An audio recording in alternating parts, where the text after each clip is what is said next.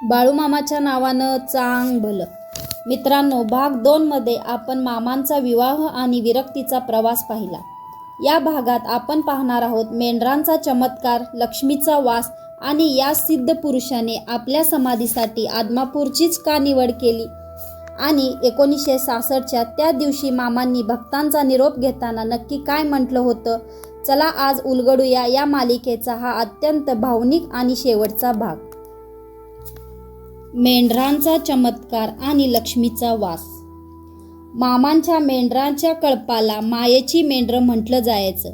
मामा म्हणायचे, माझी मेंढरं जिथं बसतील तिथं लक्ष्मी पाणी भरेल. एकदा एका गरीब शेतकऱ्याच्या शेतात मामांची मेंढरं बसली होती.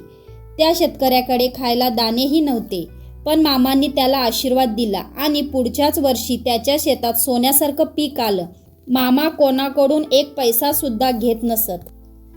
फक्त भक्तांची निस्सीम श्रद्धा हीच त्यांची खरी कमाई होती. या मेंढरांनी कित्येक गरिबांचा उद्धार केला आहे. आदमापूर आणि भक्तांचा कळवळा. रानोमाळ फिरल्यानंतर मामांनी कोल्हापूर जिल्ह्यातील आदमापूर हे आपलं शेवटचं ठाण निवडलं.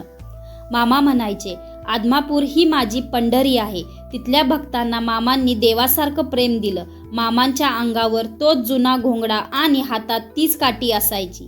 त्यांनी स्वतःसाठी कधीच काही मागितलं नाही, पण गरिबांच्या झोपडीत मात्र आनंदाचे दिवे लावले. मामांनी आदमापुरात एक असं चैतन्य निर्माण केलं जे आजही तिथे गेल्यावर जाणवतं. महानिर्वाण.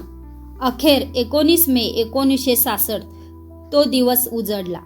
मामांना समजलं होतं की आता त्यांच्या देहाची यात्रा संपत आली आहे.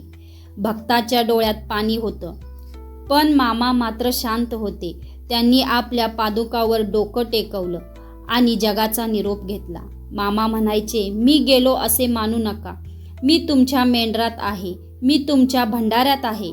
आजही आदमापूरच्या मंदिरात गेल्यावर चांग भलच्या जय घोषात मामांच्या अस्तित्वाची जाणीव होते. तर मित्रांनो, बाळूमामांच्या या 3 भागाच्या मालिकेला तुम्ही दिलेल्या प्रतिसादाबद्दल मनापासून आभार. मामांची ही कथा तुम्हाला कशी वाटली कमेंटमध्ये बाळूमामाच्या नावानं चांग भलं नक्की लिहा. आणि पुढचा व्हिडिओ कोणत्या विषयावर हवाय, गजानन महाराज की जेजुरीचा खंडोबा, नक्की सांगा. चांग भलं.